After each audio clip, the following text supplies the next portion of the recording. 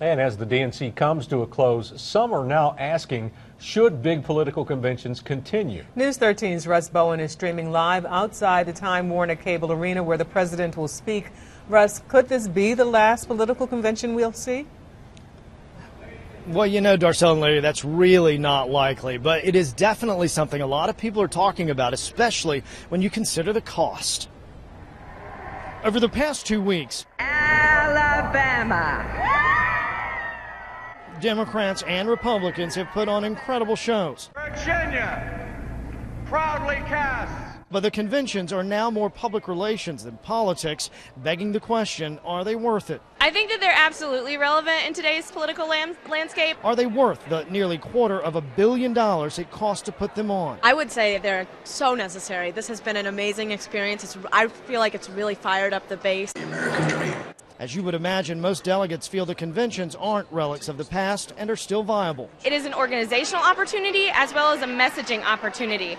And I think that it is important that both parties get an equal amount of money to at least start their convention, because this is really a phenomenal way to get your message out. Most, but not all. You know, everything's decided ahead of time, so I don't know what the purpose is anymore. In the ever-evolving political landscape, are the conventions now obsolete, unnecessary? Now that we don't have the floor fights during the nomination process and everything, since those days have kind of gone away, I really can't forecast what the future will be. This year, the Federal Election Commission gave each party more than $18 million for their conventions. Congress then set aside $50 million each for security. That's $136 million of your money. Being able to bring people together in person, have the conversations about here's what's going on in the various states, be blunt with each other, talk about the policies that we need to move forward to make America better for everybody is essential and is a great use of taxpayer dollars.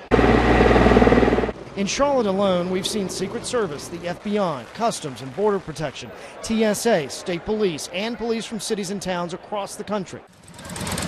It's not just a monetary cost, but a manpower cost, and to many, it is worth every penny. I think it helps really the city and the local economy wherever these conventions are held, so it's a double benefit. But to others, how do you justify spending that kind of money in these tough economic times? Not if everything's going to be decided before everybody ever gets here. It's just a big commercial then, isn't it? I mean, in all likelihood, the big conventions aren't going anywhere. The nomination of Barack Obama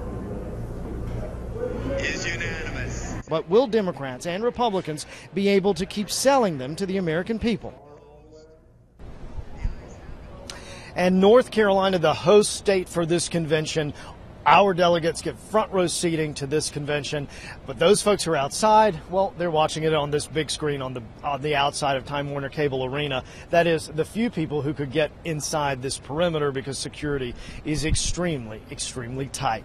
We're live in Uptown Charlotte. Russ Bowen, News 13.